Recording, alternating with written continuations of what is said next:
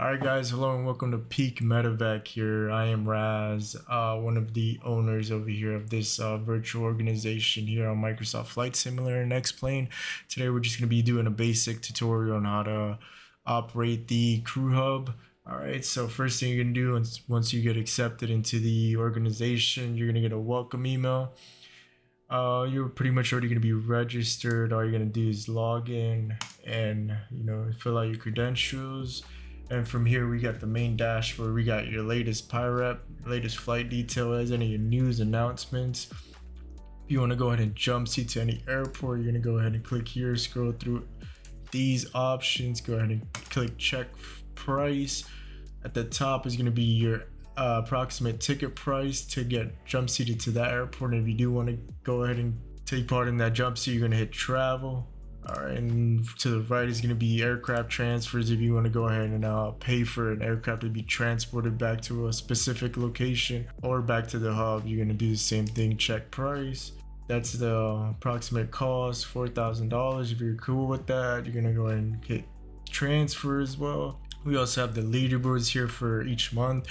We got Joshua up top with 6 recorded flights. We got Taylor with 5, Jose with 4, James with 4, and then Jaden with 3.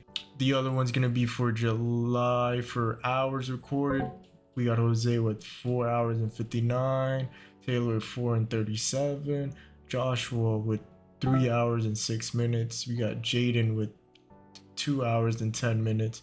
We got James with 1 hour and 27 minutes that recorded for July. To the right of that, we have your METAR data for the airport you're currently at. And then we have winds at 140 at 9. And we have your winds here at 140 at 9 knots. And we have your runaways. We got 10 and 2.8. And then you have your wind direction here. So you're going to have to go ahead and scramble to find out how it's hitting the runway there. And then we have random flights here. This one's Med 471. The origin airport destination. This is how long it expires from now. Pretty basic information there. If you want to go ahead and accept it, we'll go through that process here momentarily. And then we have as well as the current airport METAR, we have all these airports that we have loaded up here under our contract that you can pull up the weather information for. And then at the top center, we have your personal details. You have your flights, flight time, average landing rate, average score, average flight time, average free use, your current airport, and your current balance. And now we're going to go ahead and go over to our medevac systems. We got your rosters, your current active pilots here. And then we have the airlines here. We have the aircraft, the registrations, the base, and then the current location, the current fuel on board, and the block times on the engines and the airframes.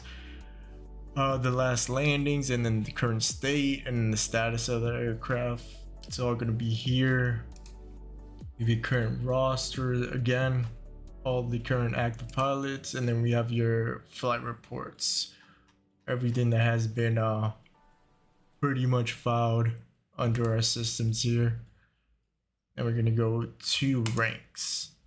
And now we're going to go over to private pilot. So we have the minimum hours to be able to get a check ride in it, which is 15. Then you'll be able to take your test. If you pass that test, you'll be able to go over to your flight portion of the exam.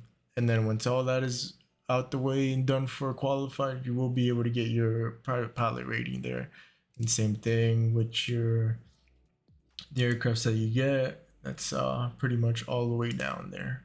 All right, now we're going to go over to a training calendar. If you do need a check ride or any training with a instructor or trainer, these are going to be availabilities. All you got to do is click on a date, time, and fill out this form here.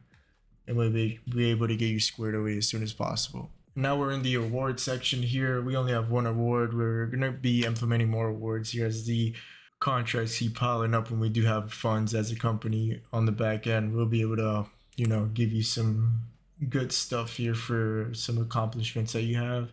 Now we have our statistics, the airlines, the bottom pilots. We have the fleet, the sub fleets, the aircrafts, the flights, airports, and hubs.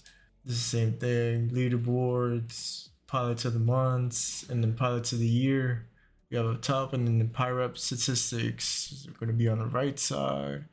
Pretty much basic information. And now we're in the pilot shop. This is how you're going to go ahead and purchase your application to be able to get that exam taken care of when you hit the minimum hours of requirements here.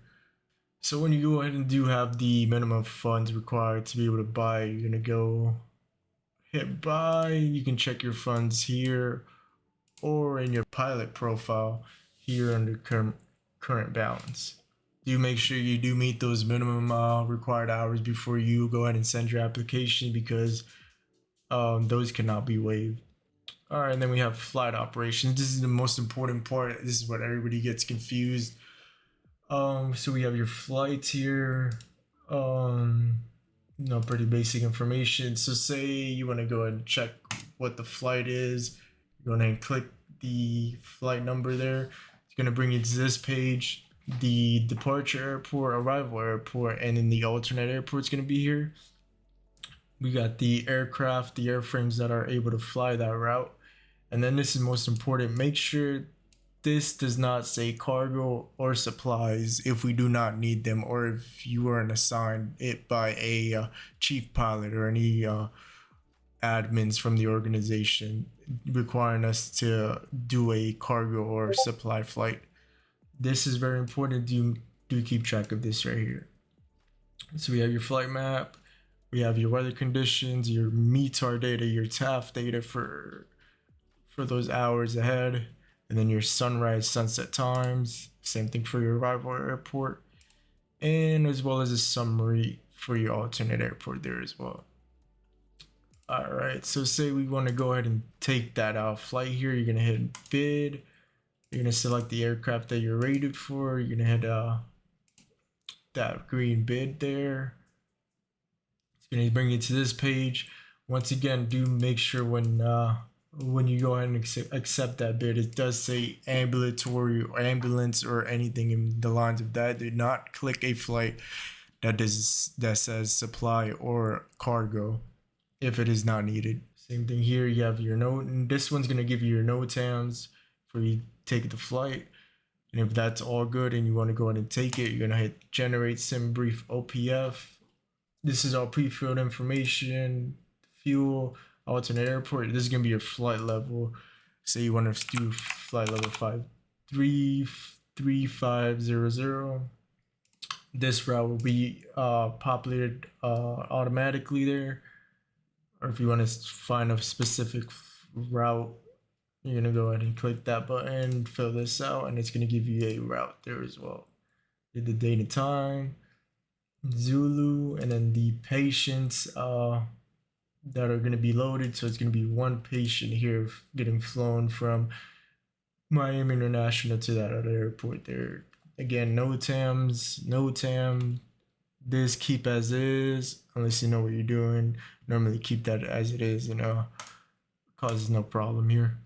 So after that, you're gonna hit generate sim brief OPF. It's gonna do this information out. This is gonna spill all this. It's gonna give you the route here, as I said. It's gonna give you that flight plan, your call sign, the flight number, all the important information. You could pretty much put that in your plane and get you up and running there. And then we're gonna go over to your weather charts. It's pretty important information. Your cruise level, winds aloft charts, all that good stuff to make sure you are pretty much set and on the green to be able to do this flight. All right, now we're gonna go to live weather. This is real-time tracking all those pressures, the highs, the lows, any hurricanes. I see some hurricane here coming up to the Texas area. All right, and then we have your calculations here. If you don't want to do that in the sim, you can go ahead and do it here, and it will automatically populate that information pretty efficiently, quick and easy. All right, and now that's all said and done, you're gonna go ahead and hit the ACARS button. It's gonna boot up the ACARS here. It's gonna look like this, pre-flown. All you gotta hit is make sure this is payload patient 1. Max payload is whenever the max is. Make sure payload is 1, so we do get money for this flight here. When that's all good, checks out, hit start flight, and then pretty much get you on your way. So pretty much this is the basic operations of our crew up here. There's other options, but this is pretty much to get you up and running, get you flying as soon as possible. If you do have any other questions, please leave a comment down below in the video, or go ahead and go over to our Discord, and there's a support section to help you out. All right, and that's it. Thank you guys for tuning in. We'll go ahead and upload another video here about the other systems of our crew hubs and that ACAR software within the next couple of days. Thank you guys, and this is Razgriz signing out.